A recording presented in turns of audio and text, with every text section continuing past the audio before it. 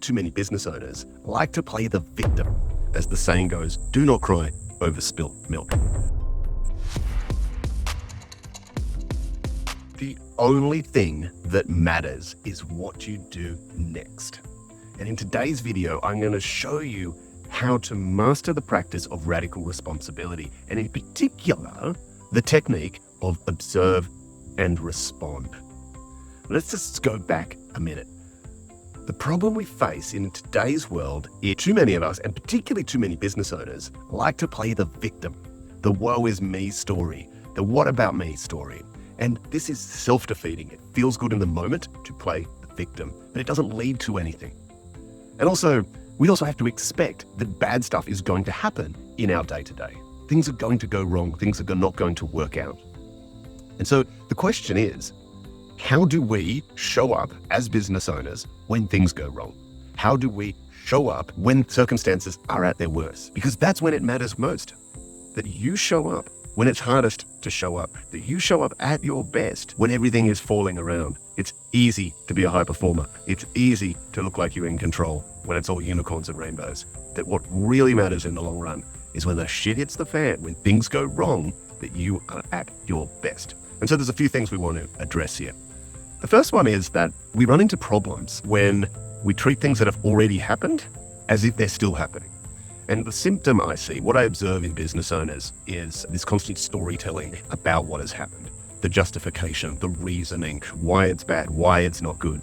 That is not helping you, it's not helping anyone. So what do? We have to recognize that what has happened, it's gone. The only value we can extract from it, is the lesson it teaches us. We can take lessons from the past, what happened, we observe it, and we can move that and take it into the future. But there's no use dwelling on it. As the saying goes, do not cry over spilt milk. We need to create space. This is what this is about. You are going to run into challenges daily, weekly, and monthly. And when they arise, the first thing is we need to create some distance between us and the thing, because you cannot solve the problem in the state that the problem put you in. So if the problem made you angry and you stay angry, that's not the state to solve it. We need to actually remove ourselves from it.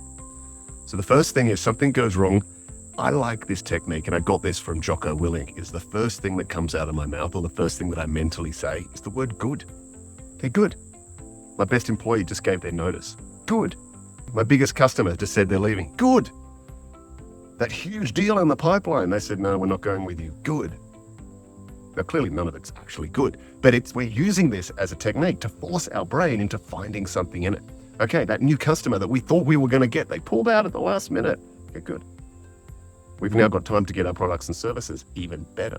We can go back and review what went wrong in our sales process, why they didn't get over the line, and we can work on that.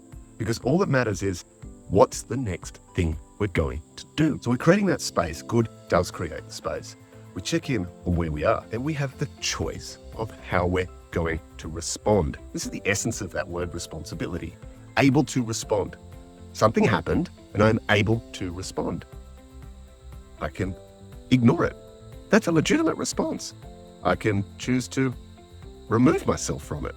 I can choose to change it. I can choose to take action. Those are all choices that I can make. And once we make a choice, we feel in control, and control feels good. We're also in action, which means we're making momentum towards something, and that feels good. We're going to be in a better brain state to be able to nail that next move. And guess what? Something will arise. Again, we observe what's happening. We use data, we use fact, not fictitious stories. And whatever we observe, we respond. Observe, respond, observe, respond. And this is all coming down to, what do I do now? That's a really good question, because sometimes something's going to be so immense that it's really going to knock you off your center of gravity. And it might be that one where your best employee says, look, boss, I've got a better opportunity. I'm out of here. And yeah, it sucks. I get it. But don't dwell on it. No one likes a victim. Being a victim's not going to help you. And often you can't just observe good and respond in those moments, because you're so wound up, you actually need to do something else. And in those moments where you get that heightened level of emotion, here's the technique. I like to ask myself, what is one thing I can do now to move me towards any other goal? And depending on how much time I have, I will work towards that other goal. So if I have an hour of time, I might go for a run. That's going to move me closer to my fitness goals. If I've got 15 minutes, I might review my life plan and my dream board. And am I working towards it? That's giving me some clarity over the future. Any other goal? I might write a blog post, move me towards any other goal. Once I've done that, I would have changed my state. Not entirely, but I've had control of momentum. We talked about that earlier. And therefore, we're in a better state to tackle the situation. And it comes back to this idea of what are you going to do now? It's already happened. The power lies in this moment. How you show up in those moments of challenge will determine your success in life. So just ask yourself, what can I do now? Try it. You'll get better results. You'll feel better. And let's cut the victim stuff entirely